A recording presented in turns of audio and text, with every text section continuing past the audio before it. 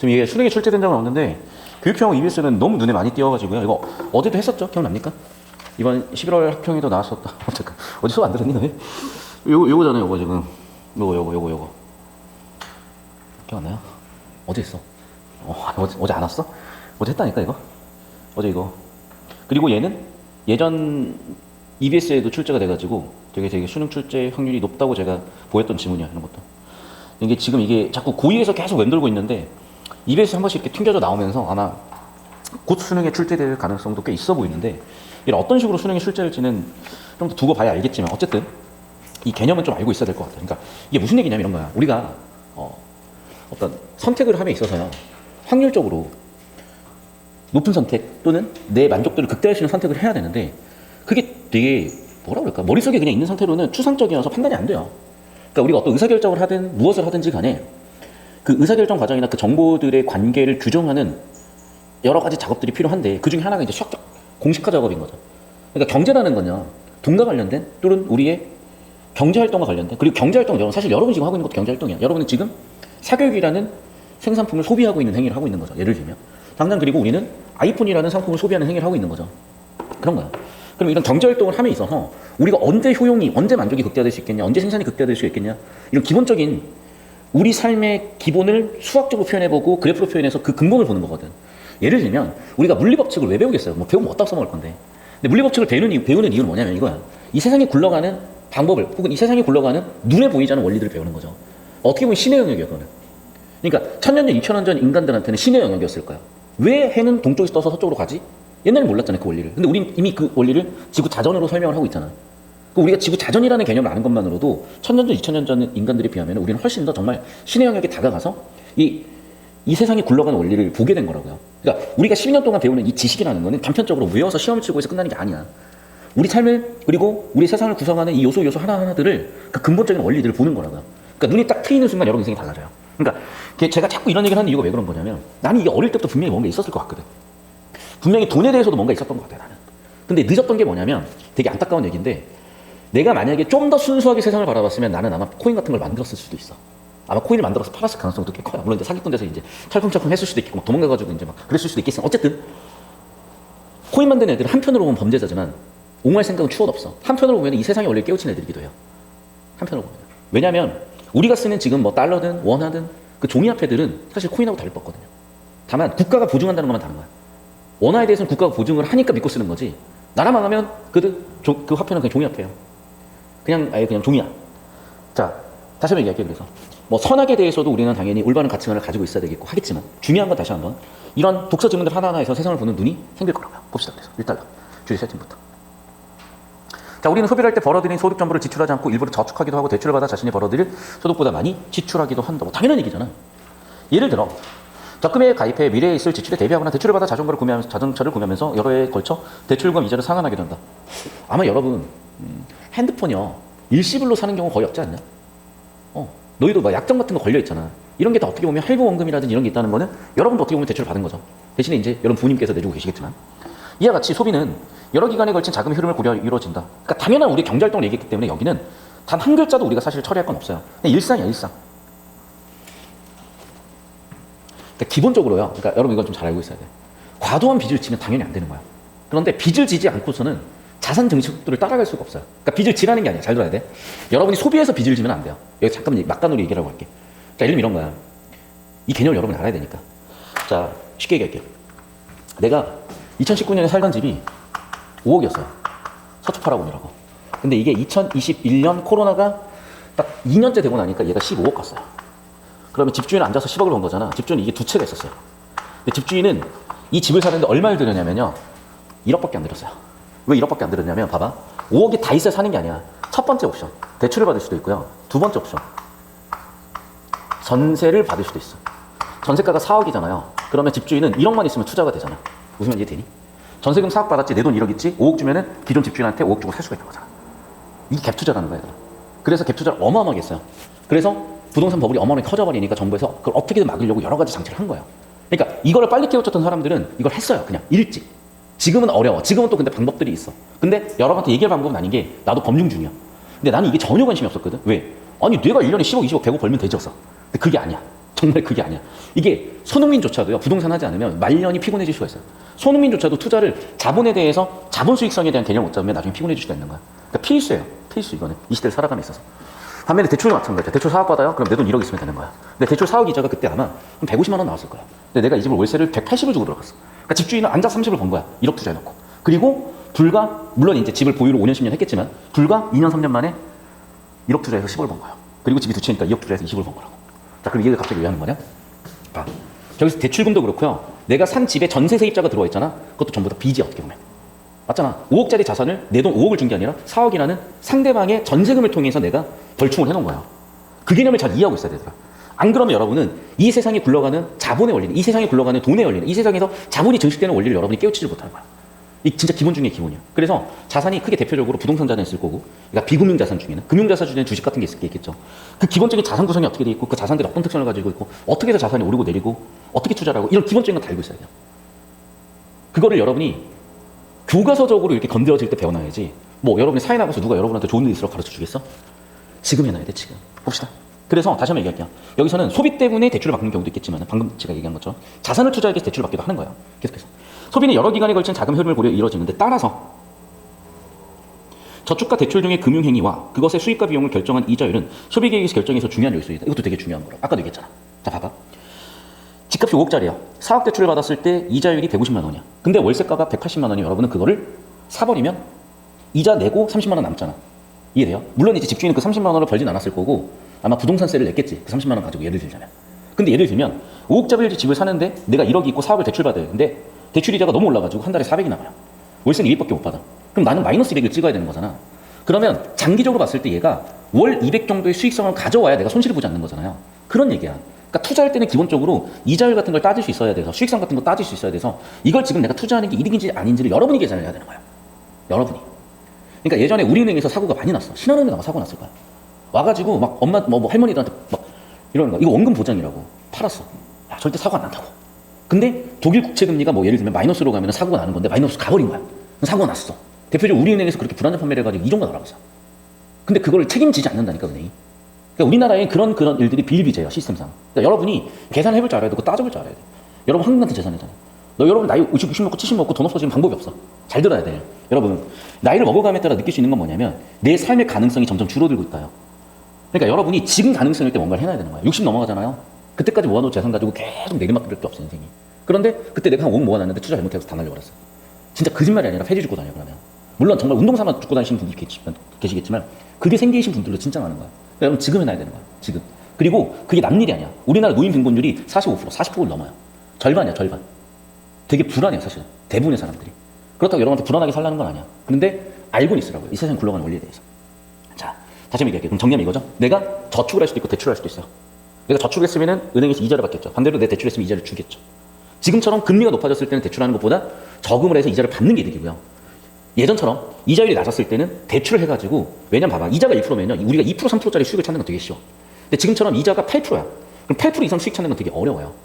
이해됐어? 그러니까 지금 같은 경우는 보통 저축을 해요. 반대로 이자율이 낮을 때는 보통 땡겨가지고 그거 가지고 투자를 하는 거죠. 그것도 알고 하라는 거야. 봅시다. 이달라. 이자율이 소비에 미치는 영향. 자, 그럼 봐봐. 이자율에 따라서 소비에 영향을 주는 거잖아. 이것도 되게 중요하다고. 자, 우리가 예전에 경제 원리를 쭉 설명하는 과정에서 이자율 낮췄을 때 왜 소비가 늘어나는지에 대해서 구체적으로 설명한 지문은 없었어요. 근데 얘가 그런 지문인 거야. 이자율에 따라서 소비를 설명하려고 하는 거니까. 그래서 두 이기간 소비 모형이라는 걸로 설명을 해주겠대요. 가상의 소비자 K는 1기와 2기 두 기간만 생존하며 1기와 2기 각각 소득 N과 소득 M2를 얻는데요. 이때 1기 소비 지출액과 2기 소비 지출액의 합은 K가 전 기간에 걸쳐서 벌어들인 총소득을 넘어설 수 없대. 그렇지, 내가 본 만큼 낼 거니까. 또한, 그러니까 이거죠. 내가 1기, 2기를 M1, M2를 벌었는데 내가 지출한 금액이 M1, M2를 합한 거 이상이 될 수는 없잖아. 근데 미리 갖다 쓸 수는 있겠고, 1기, 그러니까 봐봐. 예를 들면 1기, 2기라는 게 내 인생 예를 들면 뭐 30대까지가 있고 이유가 있다고 해볼게요. 내가 30대까지 번 돈을 한 푼도 안 쓰고 모았다가 30대 이후에 다 쓸 수도 있는 거고. 근데 어쨌든 평생에 걸쳐서 내가 벌어들인 돈보다 더 쓸 수는 없을 거 아니야. 돈이 없는데. 뭐 그런 얘기를 하고 있는 거야. 소비 지출액이 증가할수록 소비를 많이 했으니까 효용은 증가한대요. 효용이 뭐냐, 주석. 만족. 그렇죠. 돈을 쓰면 쓸수록 어쨌든 만족은 하겠지. K는 한 시기의 소비 지출액이 지나치게 많은 것보다 각 시기의 소비 지출액이 균등해야 된대요. 그럼 봐봐. 여기서 여러 가지 조건을 준 건데 사실 당연한 조건을 준 거야, 얘들아. 제가 녹색으로 잠깐만 설명을 해볼게요. 1번, 베이노가 있어요. 2번, 베이노의 인생은 크게 두 기간으로 나눠볼 수 있다는 거야. 예를 들면 60살까지, 그리고 60살 이후에 은퇴기라고 한번 해볼게요. 그리고 두 기간 동안 생존하겠지, 당연히. 자, 그럼 봐봐. 내가 60살까지 돈을 버는 일기와 60살 이후에 은퇴한 이기가 있다고 해볼게. 그럼 60살까지의 일기 소득 M1이 있겠죠. 60살 이후에도 소득이 있으려면 있겠잖아. 뭐 부동산 투자를 해놨거나. 그럼 M2만 있겠죠. 그럼 당연히 나는 M1과 M2를 번 만큼 쓸 수 있겠죠. 됐어요? 그래서 내 1기 소비 지출액 플러스 2기 소비 지출액, 그러면 내가 M1, M2를 벌어들인 것보단 작아야 되겠죠. 작거나 같아야 되겠죠. 그리고 당연히 내가 엄청 벌어가지고 자식한테 다 물려주는 것보다 당연히 내가 벌어서 내가 쓰는 게 훨씬 더 만족은 높을 거 아니에요. 그러니까 당연히 소비 지출액이 증가할수록 효용은 높아지겠죠. 그리고 예를 들면 60살까지 욜로해서 돈 다 써버리고 60살 이후에는 진짜 그지처럼 지내는 것보다는 그래도 비교적 평균적으로 돈을 쓰는 게 훨씬 낫겠지. 그럼 결국에는 5가지 정보를 나열해 놨나요? 이렇게. 됐습니까?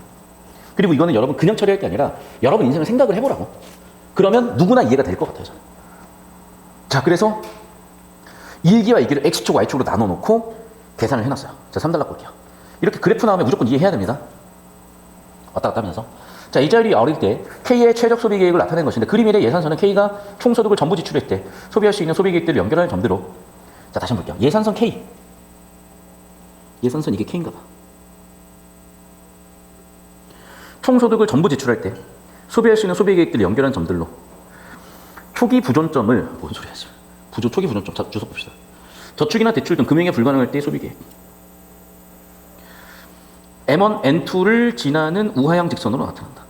일단은 여러분, 일단 이 그래프 예산선에 대한 설명인데 지금 여기까지 이게 잘 안 되거든요. 이게 무슨 얘기일까?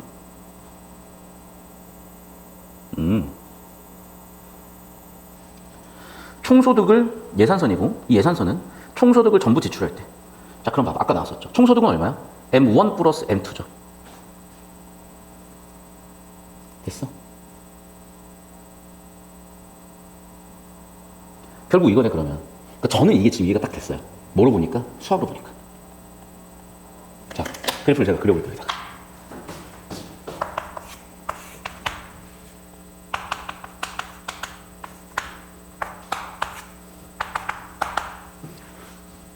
기울기 마이너스 1인 1차함수. 맞죠? 절편은 2. 이해됐어요? 이건 뭐야? 이거. 예를 들자면. 여기서 얘를 M1, 얘를 M2로 바꿔주면 내가 벌어들인 M1, M2의 수익을 2라고 하면 내가 그 돈을 다 쓴다고 보면은 이 점들 각각이 내가 쓸 수 있는 점들이자 내가 얻어들인 M1, M2 소득점들이 되겠죠. 예를 들면. 이해됐어요? 그러니까 X 대신에 M1이라고 쓰고 Y 대신에 M2라고 써주면 이거야 그냥. 됐어? 그래, 그거. 끄덕끄덕 하죠? 그러니까 그냥 수학이야, 수학. 그러네. 라고 보이면 돼요, 이제. 오케이? 그러네. 그러면은 이해가 다 됐어요, 저는. 다시 읽어봐. 자, 예산선 K라는 거는 뭐냐면 M1 플러스 M2를 다 썼을 때 M1 플러스 M2가 예를 들면 뭐 K라고 해볼게. 예를 들면 K일 때. 그러면 당연히 기울기가 마이너스 1인 1차함수가 나올 것이고. 오케이? 자, 그때 예산선의 기울기는 이 자율에서 결정이 된다. 오, 신기하네.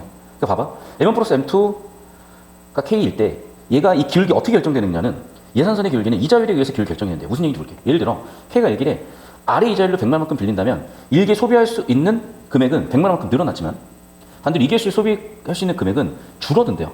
이게 무슨 얘기일까? 자, 다시 한번 볼게요. 내가 일기에 100만 원을 빌렸어요. 그러면 당연히 일기에 100만 원을 빌렸으니까 100만 원을 더 쓸 수 있잖아. 맞죠? 일기에 내가 100만 원을 빌렸어. 그럼 당연히 내가 쓸 수 있는 돈은 100만 원이 되겠죠. 100만 원 더 쓸 수 있겠죠. 하지만 봐봐. 대출을 땡겼으니까 내가 갚아야 될 거 아니야. 근데 갚을 때는 원금 100만 원만 갚는 게 아니죠. 뭐까지 갚는 거야? 이자까지 갚는 거야. 그러니까 여기서 이름 뭐야? 원금. R은 뭐야? 이자. 원금 플러스 이자를 갚아야죠. 언제? 이기에는. 됐어? 그럼 갚아야 되니까 어떻게 되겠어? 얘는 마이너스가 되는 거죠. 당연한 거네. 이거를 약간 옆에다 도식으로 적으면 이렇게 될 것 같아요. 자, 내가 1기에 아래 이율로 100만 원 대출을 하면 당연히 나는 소비를 플러스 100만 원 할 수 있겠죠. 하지만 당연히 2기에 있어서는 얘를 대출을 상환을 해야 될 거 아니야. 그럼 당연히 원금 플러스 이자 상환을 해야 되겠죠. 그게 얼마인 거야? 원금 1에 이자 R 곱하기 100만 원만큼을 상환해야 되겠죠. 그 얘기요. 그럼 상환을 해야 되는 거니까 내가 원래 소비할 수 있었던 금액에서 1 플러스 R 곱하기 100을 빼야 되겠죠. 왜냐면 상환금이 생겼을 거니까. 수학이야, 수학이야. 알겠지? 다시 한번 얘기하자면 국어 지문으로 보는 게 아니야. 앞으로는 수학으로 봐야 되고 과학으로 봐야 되고 사회탐구로 봐야 돼요. 그게 훨씬 편해요. 계속 봅시다. 따라서 이자율이 R인 경우, 죄송해요. 현관표 왜 쳤냐? 또 습관이네. 이자율 R인 경우 예산선의 기울기가 1 플러스 R에 마이너스를 붙였대. 요건 또 뭔 소리일까? 아무튼 그렇대요. 좀 이따 그래프 이해할 수 있는 기회가 올 것 같긴 해. 어쨌든 그렇대요. 이때 초기 부정부 왼쪽에 예산선을 저축할 때 오른쪽 예산선 돈을 빌릴 때 선택하는 건 소비 계획대로 의미한다. 봐봐. 그래프 이해가 안 되죠? 이게 수능이었으면은 이 정도 하고 넘어가도 문제에서 복구할 수 있는 기회들이 와요. 그렇게 할 수도 있어. 근데 우리 어쨌든 내신도 같이 대비해야 되기 때문에 여기서 좀 정리할 필요가 있는데, 이럴 때는 여러분 반복되는 주제나 그래프 해석을 해봅시다. 그래프 해석. 자, 다시 볼게요. 지금 이 그래프는요, 뭐라고? 소비계획이에요. 소비계획. 그러면 이 점은 어떤 점이야? 일기에 돈을 다 쓴다는 얘기인 것 같다. 이 점은 어떤 점이요? 일기에 돈을 빵원 쓰고 이기에 다 쓴다는 얘기야. 이해됐죠? 그러면 내가 아까 그래프 그려준 것처럼 기울기가 이렇게 마이너스로 난 예를 들면 일정한 아주 간단한 기울기가 1인 아주 간단한 1차함수를 내가 그려서 이해를 해본 거야. 쟤를 우회항할 수 있다는 거를. 근데 기울기가 존재하죠. 왜 존재할까? 그리고 그 기울기가 여기 있는 기울기는요, 지금 일기에 더 많은 금액을 쓸 수 있다는 얘기잖아. 아, 이거구나. 일기에 더 많은 금액을 쓸 수 있는 이유는 뭐겠어요? 대출을 받았기 때문이겠죠. 맞죠? 반면에 여기는 왜 줄었겠어요? 대출을 상환해야 되니까, 그 상환해야 되기 때문에 소비가 줄 수밖에 없는 거겠죠. 맞죠? 그럼 봐봐. 금리가 이자율이 제로면요, 이자율이 제로면은 100만 원을 더 쓰고 덜 쓸 거냐, 이렇게만 나올 거야. 이해됐어? 그런데 여기에 내가 대출을 땡겨서 100만 원을 썼으면은 이기에는 이자만큼이 더 내려갈 거 아니야. 그러니까 그래서 기울기에 영향을 주는 게 이자라는 얘기겠죠. 다시 봐봐. 이 기울기에 영향을 주는 거는 당연히 내가 일기에 대출을 얼마 땡겨 쓸 거냐야. 근데 대출 원금만 영향을 주는 게 아니잖아. 그러니까 지금 이쪽 방향 여기에는 대출 원금만 영향을 주는 건 맞아요. 여기 점을 찍는데 영향을 주는 거는 대출 원금만 영향을 주는 건 맞다고. 그러니까 내 소득에 대출 원금만 영향을 주는 건 맞다고. 그런데 내가 상환을 할 때는 원금에 이자까지 줘야 되는 거잖아. 그러니까 여기에는 원금 이자까지 영향을 주겠죠, 예를 들면. 그 결국엔 이 그래프 개형에는 대출 원금도 대출 원금인데 원금의 이자까지 고려해야 되는 거겠죠.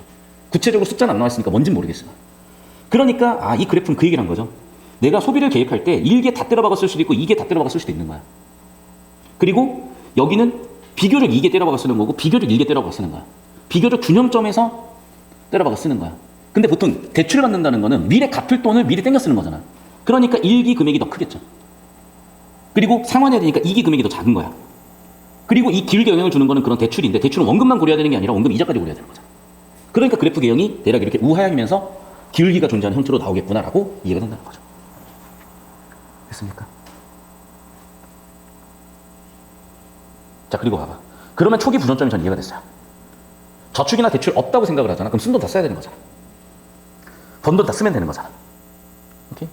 그럼 번 돈 다 쓰는 거니까 그게 M1, M2인가 봐. 그럼 봐봐. 이 사람은 어떻게 번 거야? 그래, 1개는 M1을 벌고 2개는 M2를 번 거야. 됐어? 그러니까 1개 번 돈 1개 다 쓰고 2개 번 돈 2개 다 쓰면은 2점이겠죠. 봐봐. 지금 M1은 뭐야? 1개 내 수입이야. M2는 뭐야? 2개 내 수입이야. 근데 대출이나 저축이 불가능하다고 생각을 해. 그러면 내가 1개 벌어서 1개 다 써버려야 될 거 아니야. 2개 벌어서 2개 다 써버려야 될 거 아니야.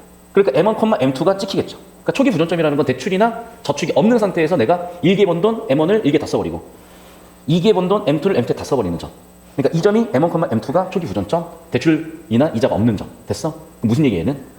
대출이든 이자가 어땠든지 간에 이 점은 무조건 다 지나는 거죠. 정점을 지나는 직선 방정식이라니까. 우리 고1 때 배웠어. 정해진 점을 지나는 직선의 방정식 배웠잖아요.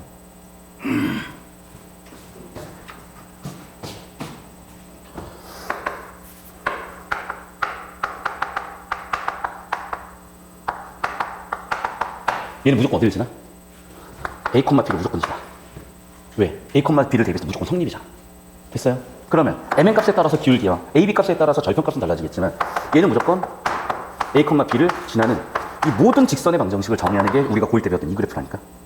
이해됐어? 그럼 저 그래프도 마찬가지인 거야. 지금 뭐야? 내가 1개 벌어서 1개를 다 쓸 거야. M1. 2개 벌어서 2개 다 쓸 거야. M2. 대출이잖아. 대출금리 이런 거 없어. 저축도 없어. 1개 벌어서 2개로 넘길 수도 없어. 2개 갚을 거를 1개 땡겨 쓸 수도 없어. 그럼 무조건 1개 벌어서 1개 다 써야 되고 2개 벌어서 2개 다 써야 돼. 그럼 M1, M2는 무조건 지나야 되는 점이 되는 거지. 그러니까 초기 부전점이라는 건 무슨 얘기야? 한마디로 이 1차 함수가 무조건 지나야 되는 점이라고. 1차 함수야. 1차 함수. 고1 때 배운 1차 함수. 여긴 그래서 뭐라고요? 1개 벌어서 1개에 돈을 다 쓸 거야. 2개 벌어서 2개에 돈을 안 쓸 거야. 무조건 여기 지나야 되는 점이야. 대출이나 저축이 없으니까 이쪽이 길어지든 이쪽이 올라가든 내려가든 이쪽이 올라가든 내려가든 그런 건 상관없이 무조건 이 점은 지나야 되는 거야. 기울기 상관없이. 이해됐어요? 그 1차함수 그래프, 1차함수 그래프. 1차함수 그래프를 그냥 경계에서 갖다 쓴 것 뿐이에요. 됐죠? 그러니까 내가 왜 이게 설명이 되는지 알겠지? 저는 그냥 수학을 할 때 예전에 여러분하고 똑같아요. 외웠어요, 그냥. 죽겠는 거야. 근데 선생님 진짜 잘 만났어요. 제가 군대 갔다 와가지고 외곽수를 다녔는데 그때 유재원 선생님이라고 수능 출제 위원도 하셨고 교과서 쓰신 선생님이 계신데 성대 수학교육과 나오신 선생님이에요. 그 선생님한테 듣는데 수학 원리가 완전히 다 뚫리더라고. 그 선생님은 수업은 진짜 존나 재미없어서 40명 있으면 3명 들었어, 수업을. 37명이 잤어요. 근데 나는 왜 들었냐? 너무 근본적인 설명을 해주는 거야, 수학에 대해서. 그게 난 너무 좋았던 것 같다. 그 뒤로 내가 얘를 보자마자 국어 선생이 어떻게 여기서 1차함수 읽어내고 정점을 지나는 1차함수라는 걸 어떻게 설명을 했겠어요? 기울기라는 걸 어떻게 설명했겠어요? 근본이 돼 있으니까 보이는 거야. 계속 봅시다. 자, 그래서 예산상 K는 총소득을 전부 지출할 때 소비할 수 있는 소비 계획대로. 아, 이제 이해가 됐어요, 그러면. 내가 번 돈 다 쓰는 점들인데 M1에 벌어서, 그러니까 1개 번 돈 M1을 다 쓰는 점, M1. 2개 번 M2를 다 쓰는 점, M2. 그래서 M1, M2, 여기가 초기 부전점. 오케이. 그리고 초기 부전점을 지나는 우하향 곡선. 그러니까 초기 부전점을 무조건 지나는 거죠. 이해됐어? 그러면서 우하향 그래프가 되는 거야, 이렇게. 오케이. 그럼 기울기에 결국 무슨 얘기야? 이걸 수학으로 보자면은 우하향한다, 기울기죠. 여기는 뭐라고? 정점. 됐어? 정해진 점. 얘가 이 1차함수가 지나는 정해진 점. 됐니? 그거네. 자, 그럼 봐봐. 그 기울기는 누가 결정한다고? 이자율이 결정한다고. 이해가 되는 거죠. 왜? 사실은 물론 원금도 결정을 하긴 하겠지만, 원금도 결정을 하긴 하겠지만은 이게 이자라는 변수가 아마 들어가기 때문에 이렇게 강조를 한 것 같아요. 그 정리하면 이거죠. 아, 그러네. 맞네. 말 그대로.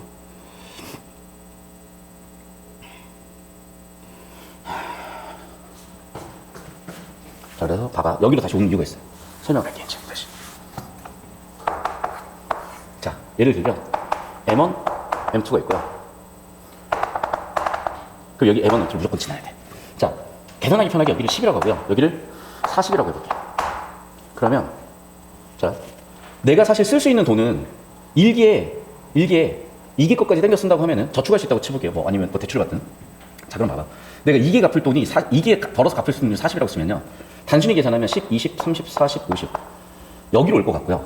내가 1개 번 돈을 2개 다 때려박는다면 50. 여기 올 것 같아. 그래서 이런 그래프가 나올 것 같긴 해요. 다시 볼게. 봐봐. 이 점 뭐라고? M1 플러스 M2인 50. 여기도 뭐라고? M1 플러스 M2인 50. 이해했어? 내가 본 돈은 총액 50이니까 1기에 50을 다 때려박았을 2기에 50을 다 때려박았을 결편은 50일 거야. 여기서 중요한 건 이거야. 내가 여기서 50을 쓰겠다는 건요. 벌지도 않은 40을 미리 땡겨 쓴 거잖아. 이해됐어? 그럼 내가 갚아야 되는 돈은요. 갚아야 되는 돈은 40이 아니라고, 사실은. 여기서 내가 갚아야 되는 돈은 40이 아니라 얼마야? 40 원금에 이자까지 갚아줘야 된다고. 됐니? 그 얘기야, 지금. 그 얘기라고. 그걸 고려해서 그래프를 그려줘야 되는 거라고. 그 얘기요. 그 얘기요. 그래서 내가 일기에, 다시 봐봐. 그래프 봐봐. 내가 일기에 번 돈 다 쓸 수 있어. 그런데 이게 벌돈까지 땡겨가지고 쓰면 여기야. 반면에 내가 이기에 돈을 다 쓸 수 있어. 또는 2개 벌어서 2개 쓸 수도 있어. 이 점에서 찍힐 수도 있어. 그런데 내가 1개의 번 돈을 다 때려박을 점이 여기야. 됐어요? 그리고 이 길게 영향을 주는 거는 대출원금도 되겠지만 이자까지도 고려해야 된다. 그 얘기를 한 거야.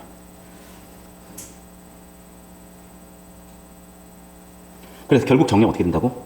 이자율이 아니면은 이 예산상, 이 파란색 그래프는 어떻게 된다고? 기울기가 마이너스 1 플러스 R이 된대요. 그리고 초기 부전점이 된다. 끝났죠, 그러면. 초기 부전점 정점이고요.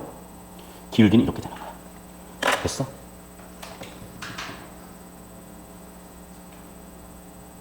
그래서 결국 얘를 그려놓고 오면 이렇게 되겠죠. 오씨.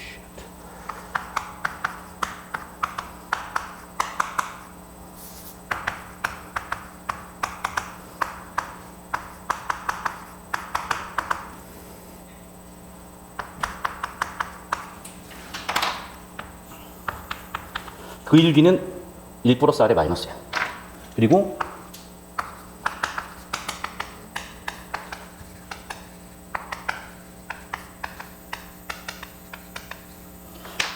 이거죠. M1, M2는 부전점. 즉, 이 1참수가 꼭 지나야 되는 정점. 그리고 지문에 나온 대로 기울기는 1 플러스 R의 우하향 곡선이니까 마이너스 붙여주시면 되겠네. 됐죠? 그러니까 경작과 가는 애들이 수학 잘해야 되겠죠? 그래서 공대 애들이 미국은요, 월스트리트에 수학과 출신이나 공대 출신 되게 많아요. 수학 잘하는 애들 가야 돼요. 다 숫자 노리며. 그리고 요즘은 심지어 인간이 트레이딩 안 해요. 지금 다 트레이딩 봇들이야, 트레이딩 봇들이. 됐죠, 여기까지? 사달라. 그러니까 투자해서 이게 힘든 거야. 왜냐면 봇들을 이겨야 돼. 트레이딩 봇들을 이겨야 돼, 이제. 개미들. 넘어갈게요. 자, 그래서 초기 부존점의 왼쪽의 예상선들은 저축했을 때. 그러네. 왜냐 봐봐. 내가 M2를 쓸 거잖아. 왼쪽으로 갈수록 M2보다 더 쓰는 거잖아요. 이기에. 그러니까 봐봐. 무슨 얘기냐 봐봐. 내가 이 점을 찍는다는 거는 봐봐. 내가 이 점을 찍는다는 건요. 얼마를 쓰겠다는 거야. 2기에 45를 쓰겠다는 거고 1기에 예를 들면 55를 쓰겠다는 거야. 이해됐어요? 그러면은 1기에 10을 벌어서 저축을 해야 가능한 거지. 그러니까 이쪽으로 점들이 찍힐수록 저축이 되는 거예요. 반면에 이쪽 점들이 찍히기 때문에 내가 예를 들면 여기서 2기에 내가 35를 쓰고 1기에 내가 15를 쓰기로 했다고 쳐봐. 그럼 얘는 뭐겠어? 이쪽으로 갈수록 대출을 해야 가능한 거죠. 이해됐니? 질문할 만한 지문이네. 뒤집니다. 어떻게 해야 애들이. 그러니까 왼쪽 점은 저축, 오른쪽 점은 대출. 됐죠? 그래서 이쪽으로 갈수록 대출이고 이쪽으로 갈수록 저축인 거죠. M1, M2는 M1에서 벌어서 1개 벌어서 M1을 쓴 거고 M2는 2개 벌어서 M2를 쓴 거고. 됐습니까? 여기까지. 지금 봐봐. 내가 왜 이걸 설명을 시켜드리냐면 지금 이 지문에서 이 그래프 이해가 안 되면 그냥 끝난 거야. 결국 이 그래프 갖고 물어볼 거거든. 더군다나 내신이잖아. 여러분 잘 들어요. 내신이기 때문에 내가 이해를 다 시키는 거야. 수능이었으면 필요한 정보들만 이해시키고 넘어갔을 거야. 그리고 왜 그럼 내가 1학기 때는 내신 대비함에도 필요한 정보들만 이해시키고 넘어갔냐. 여기까지 니네가 못해. 1학기 때 이렇게 했잖아요. 다 떨어 나갔어 진짜. 어려워서. 근데 1학기 때 그리고 방학 때는 수능 느낌으로 핵심만 잡는 연습을 했고 그러니까 이제 여기까지 건져와도 이해가 되는 수준까지 여러분이 올라온 거예요. 계속 봅시다. 자, 그림의 이름 무차별 곡선은 효용이. 그러니까 무차별 곡선은 여러분 뭐냐면 만족도를 표현하는 곡선이야. 꼭 알아두세요. 왜냐하면 계속 반복 출제되네요. 여기가. 만족이야, 만족. 만족이란 키워드는 바꿔 얘기하면 효용이라는 단어랑 같아요. 그렇죠. 볼록한 모형의 우하향 곡선으로 나타난대요. 자, 이때 좌측 아래 무차별 곡선보다 우측의 무차별 곡선으로 더 높은 효용. 그러니까 원점에서 멀어질수록 더 만족도가 높아지는 거야. 봐봐, 여기로 갈수록 내가 더 돈을 많이 쓴다는 얘기잖아. 그러니까 더 만족이지. 여기로 갈수록 내가 더 돈을 많이 쓴다는 얘기잖아. 그러니까 만족이라고요. 이는 매 시기마다 소비가 많을수록 효용이 증가해. 그래서 오른쪽 위로 평행이동할수록 효용은 증가한다고. 됐죠? 즉 M1, M2를 지나는 무차별 곡선보다 C1, C2를 지나는 무차별 곡선이 우측에 나타나므로 당연히 효용이 높대요. 그러니까 무차별 곡선이라는 걸 생각을 해봤을 때 내가 M1에 벌어서 그러니까 1개 벌어서 M1을 쓰고 2개 벌어서 M2를 쓰는 이 지점보다는 이 무차별 곡선을 생각했을 때 이 접점일 때 만족도가 제일 높다는 거야. 이 그래프는 지금 우리가 4번째 나와요. 고위교육형에 3번, EBS에 1번 해서 4번 나왔어 지금. 다시 한번 얘기하지만 이 무차별 곡선이라는 거는 만족도라고 생각하세요. 만족도는 원점에서 멀어질수록 증가해. 이해됐어? 그러니까 평행이동을 했을 때 봐봐. 여기 빨간색 그래프일 때보다는 여기 어디야? 여기 주황색 그래프일 때 더 만족도가 높겠죠. 그러니까 정점 초기 부존점 1개 벌어서 M1을 쓰고 2개 벌어서 M2를 쓰는 것보다는 여기 C1 또는 C1, C2에서 돈을 쓰는 게 소비를 하는 게 가장 효용이 높다는 거야. 이해됐습니까? 봅시다. 따라서 K는 예산선과 무차별 곡선에 접하는 지점인 C1, C2에서 최적의 소비 계획을 결정한다. 당연하겠죠. 결과적으로. 왜? 만족도가 제일 높으니까. 즉 C1, C2를 제외한 예산선상의 다른 소비 계획들과 예산선 아래쪽의 소비 계획들은 C1, C2보다 효용이 작기 때문에 일반적으로 선택이 되지 않는데요. 그래서 예산선이 위쪽의 소비 계획들은 K의 총소득 범위를 넘어가고 있으므로 효용이 높지만 선택을 할 수가 없다. 당연한 얘기죠. 무슨 얘기냐? 접점까지만 선택할 수 있지. 접점을 넘어가는 애들은 만족도가 높지만 내 돈이 없는데 어떻게 선택을 하냐는 거예요. 그러니까 봐봐. 지금 빨간색보다는 주황색이 더 효용이 높고 주황색보다는 녹색이 더 효용이 높지만 녹색을 선택할 수 없는 게 내가 M1, M2로 벌어들여서 저축을 하든 대출하든 땡겨서 쓸 수 있는 선이 이렇게 되는 거야. 이 선에서 난 선택을 해야 돼. 그런데 빨간색을 선택하는 것보다는 주황색이 더 만족도가 높아. 하지만 녹색을 선택할 수가 없는 거야. 내가 벌 수 있는 돈이 아니니까. 되셨죠? 그래서 결과적으로 어떻게 되는 거냐? 대출할 거라고요. 1기에는. 됐죠? 1기에는 대출해서 결국에는 이 소비 계획을 짠다는 거야. 그렇죠? 무슨 얘기냐면 내가 1개 벌어들이는 돈이 내 수입이 1기 수입이잖아. 이게 C1은 내가 가장 만족할 수 있는 소비점이잖아. 그러니까 두 개를 뺀 만큼이 대출이 필요하겠죠. 그래서 대출금은 얼마가 된다? 얘가 된다는 거예요. 일기 대출금은. 이해되셨죠?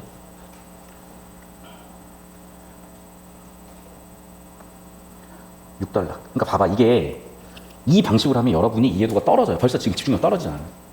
왜냐면 하나하나 처리해야 되니까 정보량이 너무 많아요. 그러니까 무슨 얘기냐면 수능처럼 원래 주제 구조를 딱 잡아서 이해를 한번 딱 시켜주고 그 다음에 세부 내용을 털어야 되는 거예요. 그럼 또 너무 시간이 오래 걸려. 어쩔 수가 없어. 그래서 이번 이제 여러분 내신 기말 대비로는 그냥 한 번에 갈 거고요.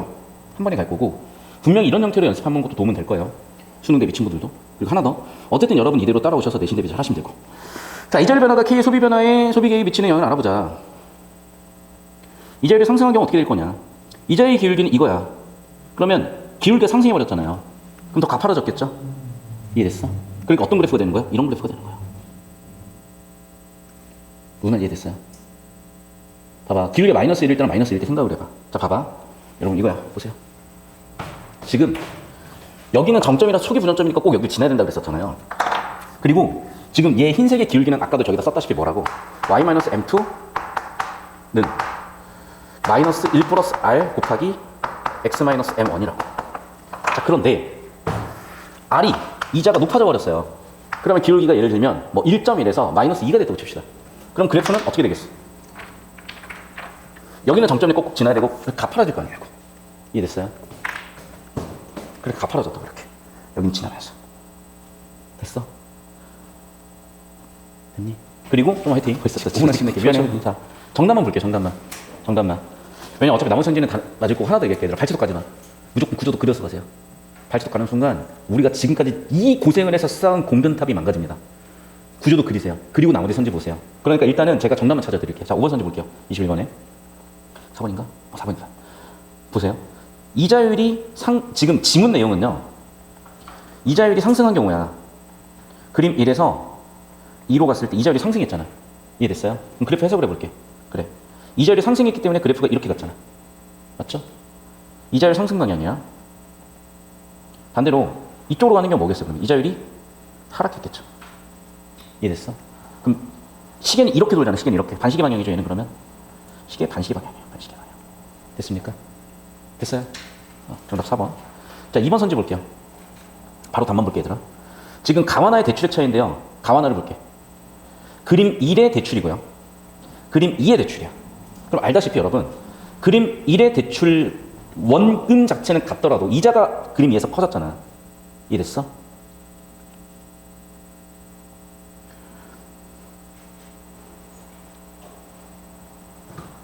그걸 물어봤겠지.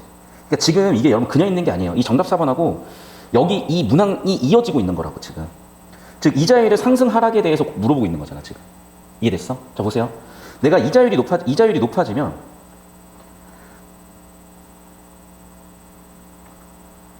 대출액도 커지겠지.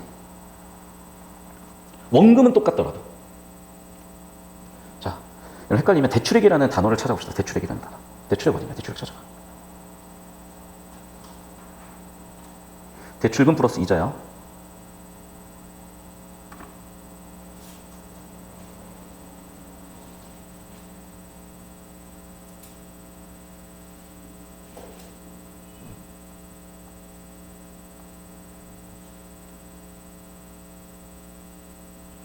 대출이라는 단어가 좀 애매하게 쓰이긴 해요. 그래서.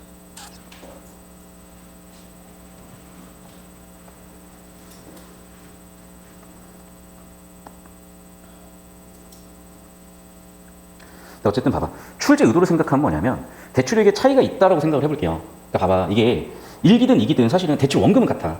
이자가 다른 거야. 아닌가? 아, 맞네. 그 줄여버리네. 여러분 봐봐요. 이 대출을요. 대출 원금과 이자를 구분해서 볼 수도 있겠고 1번. 2번. 아니면 그냥 진짜 뭐 대출 원금만 놓고 볼 수도 있을 것 같아. 근데 봐봐.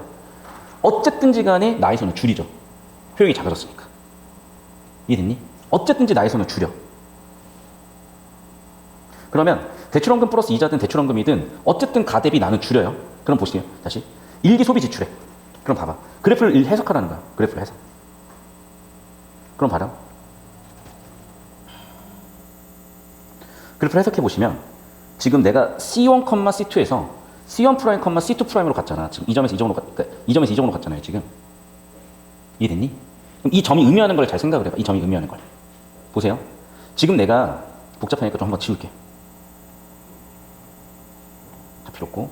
저 보세요. 여기 C1, C2. 여기는 그림 1이에요. 가예요. 그럼 봐. 나는 이만큼 대출을 해서 쓸 거야. 일기에. 이게 일기 대출이에요. 이해됐죠? 그런데 지금 이자율이 높아져 버리니까 이 점으로 나점이 찍혔어요. 이자율이 높아져 버리니까. 그럼 나는 대출을 이만큼밖에 안 하는 거죠. 됐니? 됐어 여기까지? 그럼 봐. 대출액 차이 있죠? 가와나에서 일기 소비 지출액 차이보다 작다? 가와나에서의 일기 소비 지출액 차이.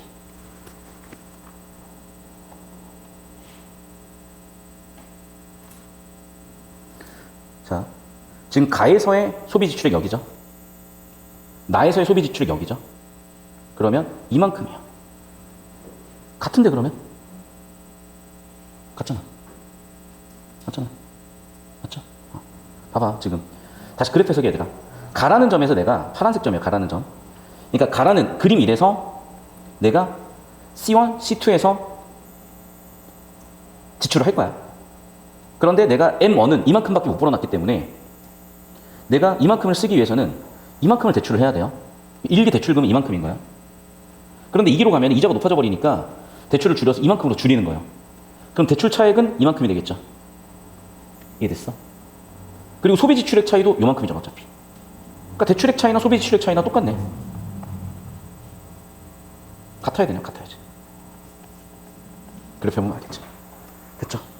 그러니까 결국에는 이 문제는 어떤 문제였던 거야? 그래프를 해석하는 문제였던 거네. 자, 23번 볼게요.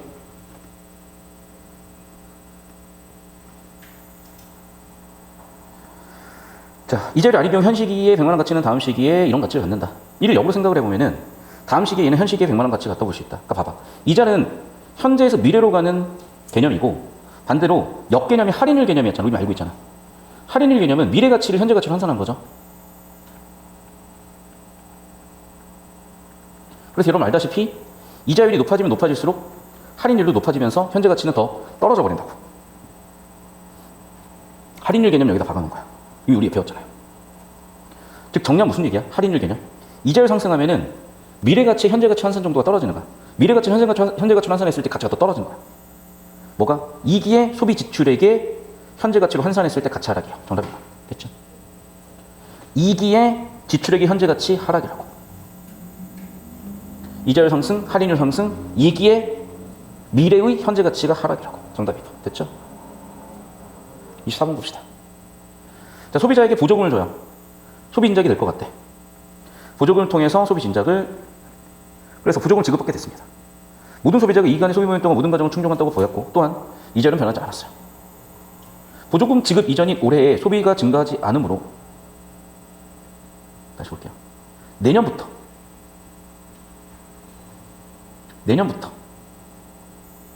무슨 얘기일까?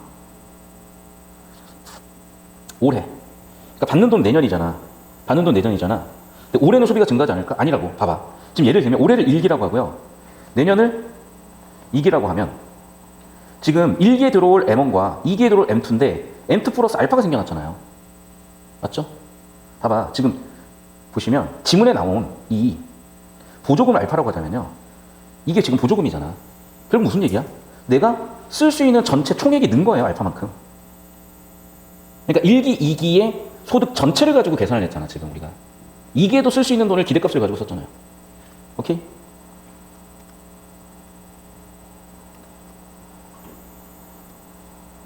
그러니까 당연히 올해도 소비가 증가해야 되겠지. 전체가 증가했으니까. 이런 느낌이다. 이런 느낌.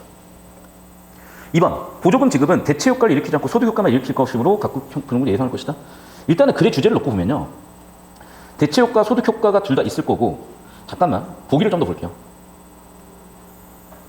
그럼 봐봐. 보조금 지급이 가져오는 효과에 대해서 한번 따져볼게요. 대체 효과, 소득 효과의 개념. 자, 그럼 봐봐.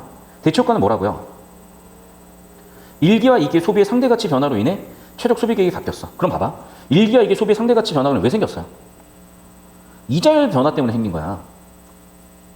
이자율이 할인율로 작동하면 미래의 가치를 현재 가치로 환산해버리니까.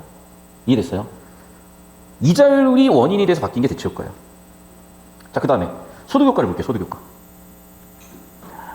총소득 감소에 따라서 소득 감소에 따라서 소비 지출액가 모두 줄이는 방향으로 최적 소비를 변경하고요.